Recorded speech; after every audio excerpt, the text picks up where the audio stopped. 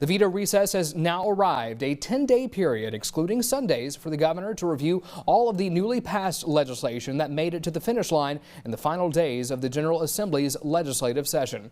While the session is not yet over, anything that could be subject to a veto had to pass both chambers by this deadline. Among the big items that made it, House Bill 6's child care reform, a major polytechnic transition for Kentucky State University, and Senate Bill 185. The closely watched House Bill 422 on sentencing and parole reforms, Logan's Law, now already signed by the governor. And voters will soon get a say on a proposed constitutional amendment to limit the governor's pardon powers during and after election season. Senate Bills 1 and 4 made major changes to two of Kentucky's largest school boards, one centralizing power in Jefferson County under its superintendent, and the other changing eligibility requirements in both Fayette and Jefferson counties. And of course, we had the $32.4 billion budget as well as $1.7 billion spending bill in House Bill 900. So gentlemen, not going to be able to touch on everything we mentioned here, but want to at least ask you both what you feel like are the highlights or missed opportunities. Jason, I'll start here with you. Yeah, I'm interested in talking about what the things that the Senate Republicans and House Republicans didn't do. Because Washington, D.C. is sending a ton of chaotic issues to Kentucky to handle, like, for example, the largest cuts to Medicaid in our country's history. This idea that we might lose 35 hospitals across Kentucky just because they can't afford to keep their doors open. The tariffs, the chaotic tariffs that are coming out of D.C. Are causing problems for our farmers. So Kentucky state legislators did nothing in order to make things more affordable for our farmers to be able to either grow or sell or create more markets for them. So the things that they didn't do was something I'd love to talk about because they're impactful for Kentucky families and are detrimental to them moving forward right now. Andy, I imagine you may feel a little bit differently there.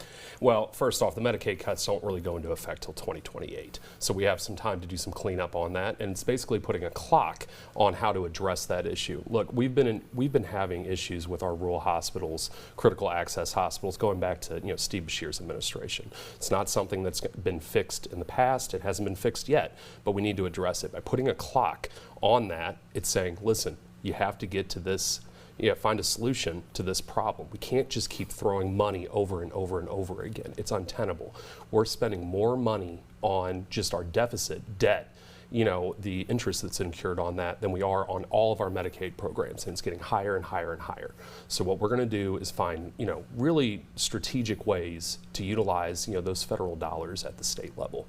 But it's a conversation that we're going to have to continue to have in D.C. on the Hill. Housing and child care were two issues that were really talked about going into this session. I wanted to talk about Senate Bill 9. That was a housing reform bill that did not pass, and it appears the chambers couldn't agree on some changes there. That was a big infrastructure grant funding bill, just to give some details about it. Now, we've had a housing task force that's been meeting now for 2 years, and given that this piece of legislation didn't make it through, what do you think really happens next on the housing issue? I think we're going to have to continue to have discussions. The housing crisis, especially for people in my age demographic, millennials and younger, it's a crisis that we have to address. The American dream is owning a home.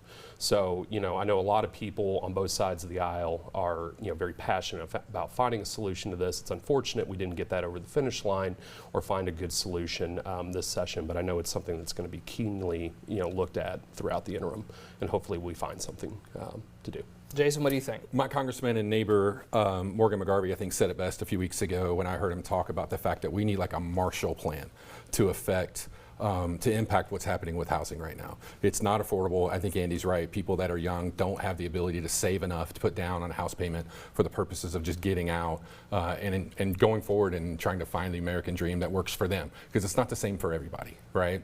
We're seeing lots of opportunity missed in Lexington, in Louisville, and in other places across the state where we could be investing in housing, where we could be giving tax credits to people who are first-time homeowners. We have people who've run for office to suggest those things, and for whatever reason, they're not being discussed, they're not being debated, and not being passed. These two issues, housing and child care, were both sort of framed as workforce development issues as well. We did see Samara Heveren's House Bill 6 make it through. That was some child care regulatory reforms that's intended to make it a little bit easier for many of these private practices to sort of grow. This was the direction that the General Assembly favored over the governor's universal pre-K plan. Do you think it's going to work? You're surprised this one even made it? I'm disappointed that they didn't pass universal pre-K. It's something that research shows us that benefits not just the children, benefits the parents, it benefits our economy, benefits the education system, it benefits the child's life from the moment that they're stepping into pre-K all the way through the rest of their life. They're in a place where they can make more money potentially, and it astounds me that the Republicans in the state legislature weren't able to pass that. Just under a minute left here, Andy. Well, I mean, I would encourage the governor to either, get out of his chair and walk across the street to the annex and talk with the General Assembly, because ultimately it's the General Assembly that's going to have to appropriate money for that.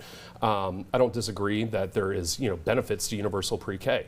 I went through pre-K. It definitely benefited me in the long run, but there has to be a fiscal note to this, and we have to have those discussions, and you really cannot get to a resolution on this by just jumping in front of a TV screen, or a TV camera, pardon me, and trying to shame the General Assembly into this.